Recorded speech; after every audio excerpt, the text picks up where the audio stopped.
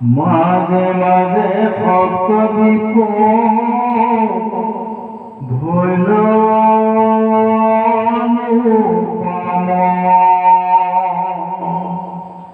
জম্বুক খালমলি কুখজার নাম কুঞ্জ পুষ্কর কুভিত আতিশয় লক্ষ গজুজন জম্বু দীপ প্রকাশয় লক্ষ গজুজন ভয় লবণ সাগর দুই দুই গুণে পাহি গলকা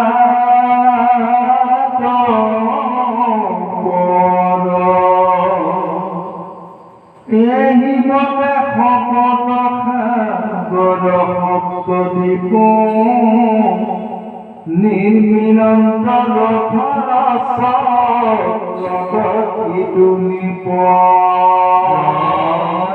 বৰ ধুনীয়া কথা এটা কৈছে।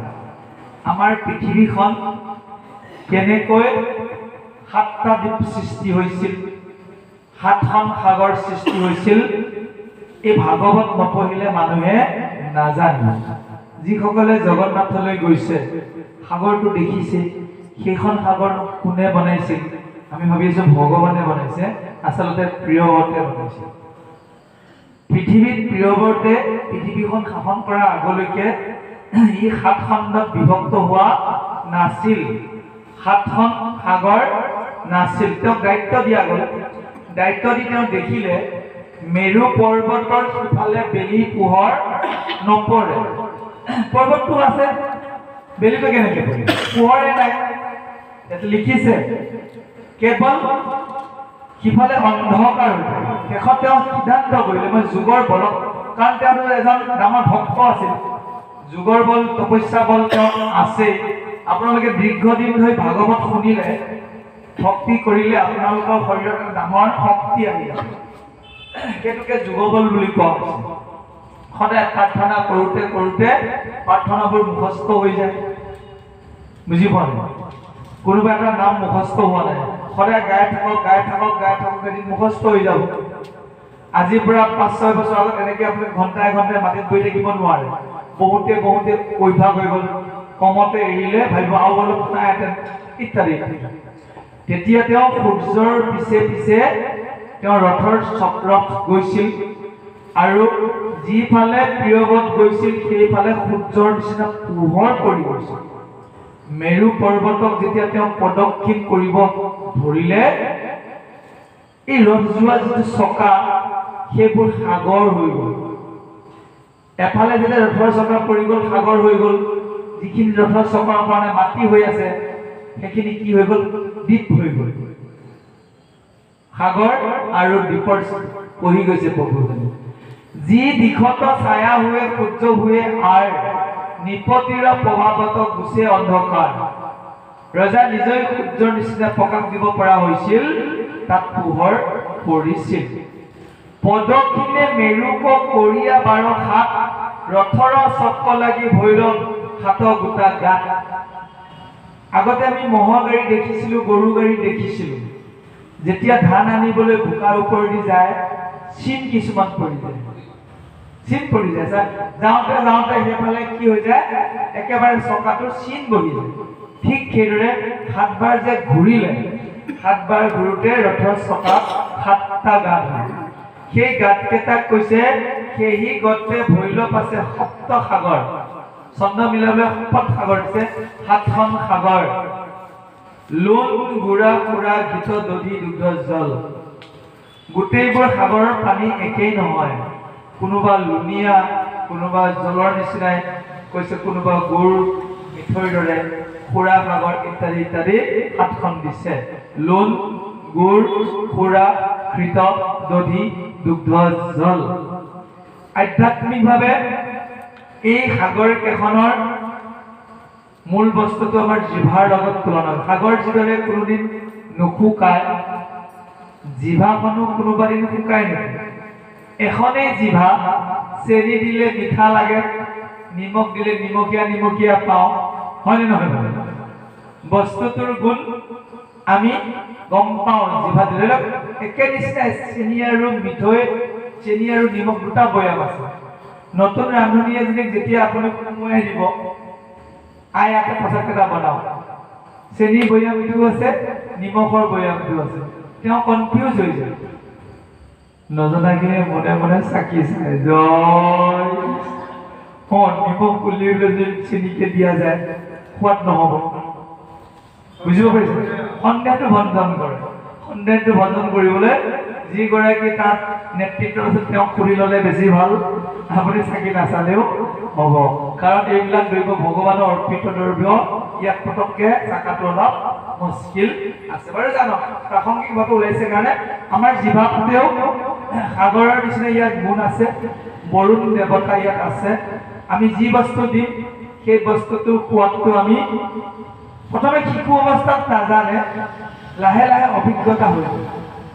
একেবাৰে জন্মগত কেঁচুৱা এটা কেনেকৈ গম পায়, কিন্তু যেতিয়া তাৰ অন্নপ্ৰাশন দিয়া যাব, মাকে যেতিয়া তাক আহাৰ খুৱাব, সি গম পায় মিঠা লুণীয়া টেঙাবোৰ সি বুজি উঠা হৈ যায়।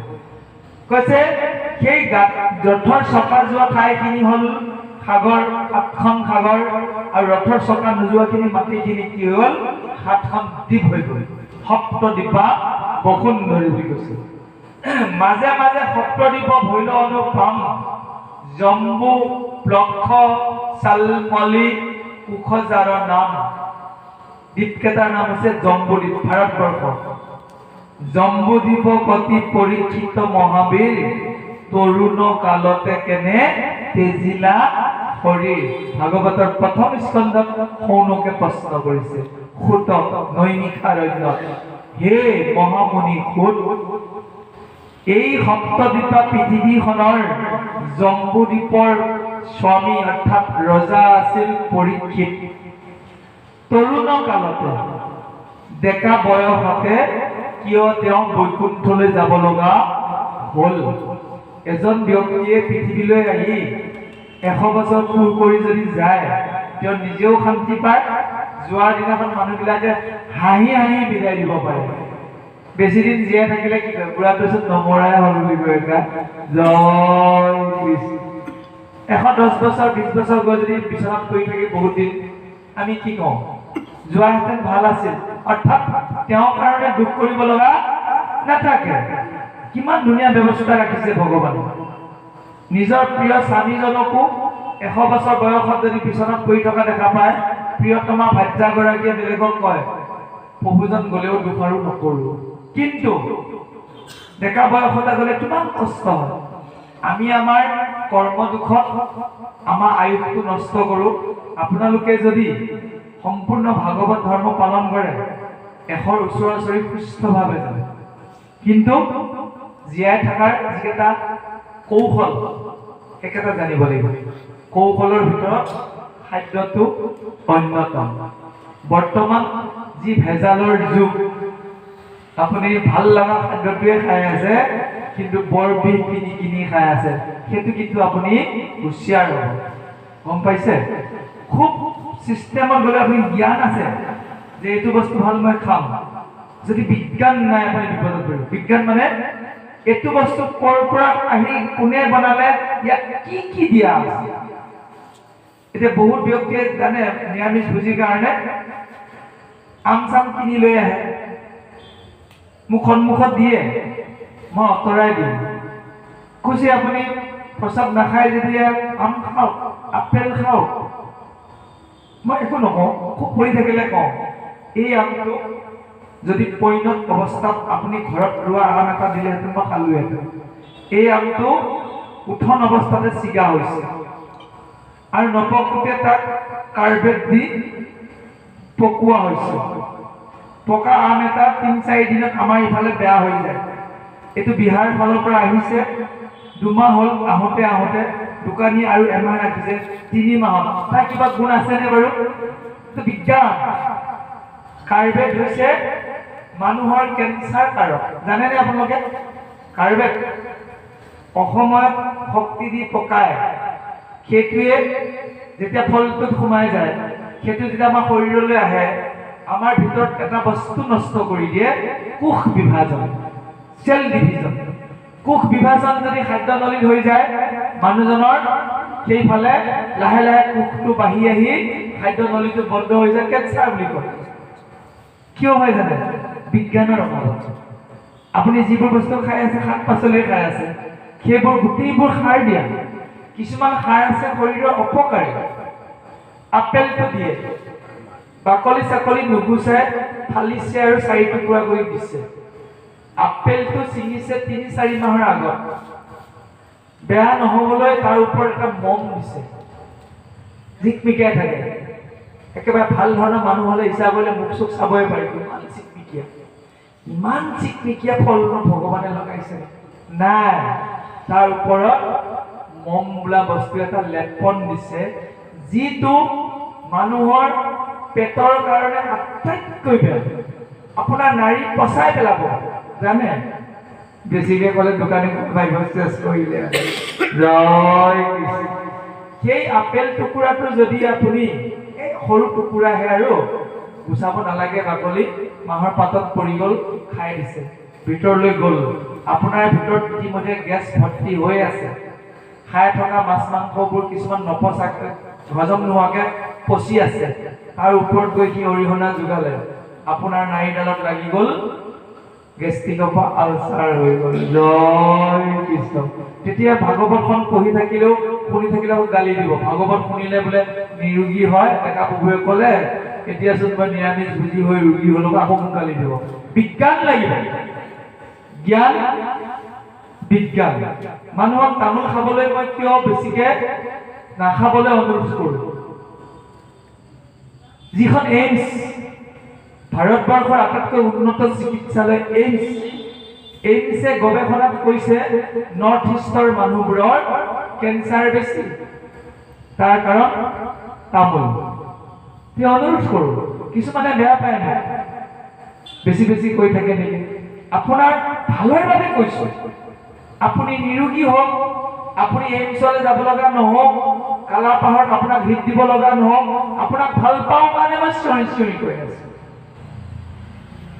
আমি পান কৰিম, কৃষ্ণ কথা পান কৰিম, কৰ্ণৰ অমৃত।